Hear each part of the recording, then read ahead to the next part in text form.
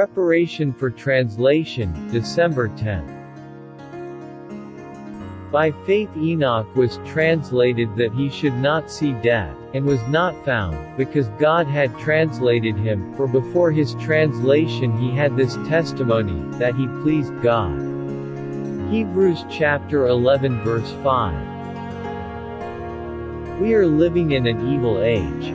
The perils of the last days thicken around us. Because iniquity abounds, the love of many waxes cold. Enoch walked with God 300 years. Now the shortness of time seems to be urged as a motive to seek righteousness.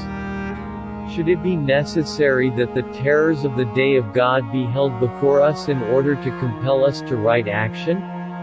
Enoch's case is before us. Hundreds of years he walked with God.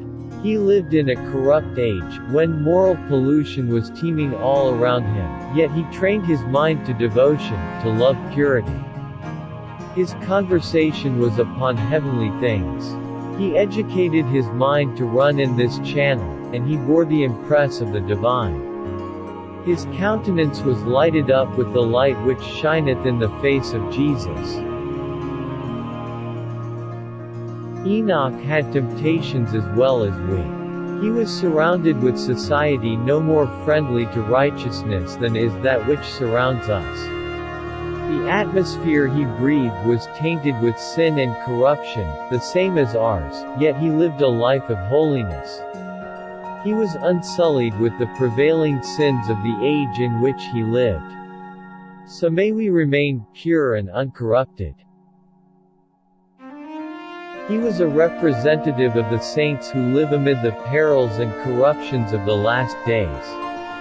For his faithful obedience to God he was translated. So, also, the faithful, who are alive and remain, will be translated.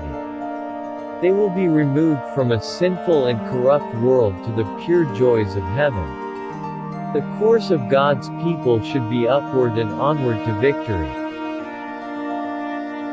Enoch's translation to heaven just before the destruction of the world by a flood represents the translation of all the living righteous from the earth previous to its destruction by fire.